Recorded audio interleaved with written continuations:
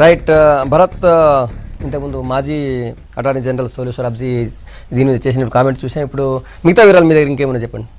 అంటే ఇప్పటివరకు అందిన సమాచారం మేరకు 1000 పేజీల జడ్జిమెంట్ను సుప్రీంకోర్టు ప్రణవం చేసినట్టు తెలుస్తోంది.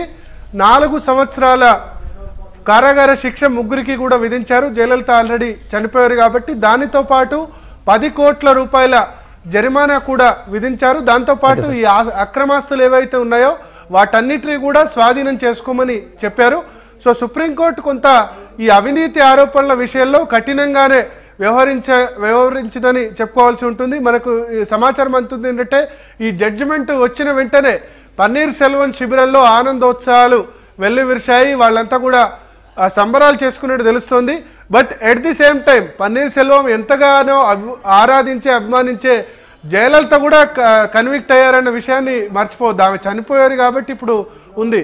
బట్ ఒకవేళ బతికుంటే ఆమె కూడా ఇప్పుడు జైలుకి వెళ్ళాల్సి ఉండేది. బట్ ఎనీవే పన్నీర్ సెల్వం క్యాంపులో అయితే కొంత ఆనందం అయితే ఉంది. గవర్నర్ ఇప్పుడు ఇమీడియట్గా ఈ సాయంత్రమో లేకపోతే రేపటి వరకు నిర్ణయం తీసుకునే అవకాశం ఉందని కేంద్ర ప్రభుత్వ వర్గాలు చెప్తున్నాయి. కేంద్ర ప్రభుత్వ వర్గాలు చెప్పిన దాని ప్రకారం గవర్నర్ దీని గురించే వెయిట్ చేశారు. ఎందుకంటే ఎవరో ఒక వ్యక్తి నేను 4-5 రోజులు నేను ముఖ్యమంత్రి అవుతాను, జీవితంలో ఒకసారి ముఖ్యమంత్రి కావాలని అంబిషన్ పెట్టుకొని 4-5 రోజుల పాటు ముఖ్యమంత్రి అయ్యేందుకోసం ఈ విధంగా చేస్తే దానికి గవర్నర్ పావు కావద్దన్న ఉద్దేశంతోనే సుస్థిర ప్రభుత్వ ఏర్పాటు జరగాలన్న ఉద్దేశంతోనే గవర్నర్ ఈ నిర్ణయం తీసుకున్నారు.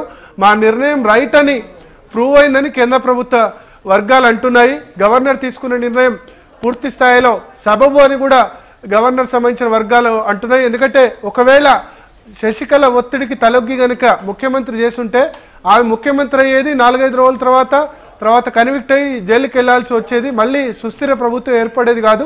ఒక వారం రోజులు వెయిట్ చేసినా సరే గవర్నర్ రైట్ డిసిజనే తీసుకున్నారని కేంద్ర ప్రభుత్వ వర్గాలు కూడా చెప్తున్నాయి. ఎందుకంటే ఈ కేసు పెండింగ్లో ఉందని తెలుసు, మరో వారం రోజుల్లో జడ్జిమెంట్ రానుందని తెలుసు. ఈ సమయంలో హడావుడిగా ఇంతకాలం 2 నెలల పాటు పన్నీర్ సెల్వం సీఎంగా ఉంచి ఆ తర్వాత ఇప్పుడు ఇమీడియట్గా శశికళకు ముఖ్యమంత్రి కావాలన్న ముఖ్యమంత్రి కావాలని ఎందుకు భావించారు అంటే రాజకీయ జీవితంలో ఒక్కసారైనా ముఖ్యమంత్రి కావాలన్నా. సో ఈ విధంగా ఇప్పుడైతే కేంద్ర ప్రభుత్వం చెప్తుంది. సో తమ నిర్ణయాన్ని పూర్తి స్థాయిలో కేంద్ర ప్రభుత్వం వర్గాలు అయితే పూర్తిగా సమర్థించుకునే పరిస్థితి మనకు కనిపిస్తుంది. వాట్ నెక్స్ట్ తమిళనాడు రాజకీయాల్లో ఏం జరగబోతుంది అన్నది చూడాల్సి ఉంది. గవర్నర్ దగ్గర ఇప్పుడు 2 పాసిబిలిటీస్ ఉన్నాయి. శశికళ ఎలాగూ కన్విక్ట్ అయింది కాబట్టి ఆమెను ఇక ప్రభుత్వ ఏర్పాటుకు ఆహ్వానించడం ఉండదు.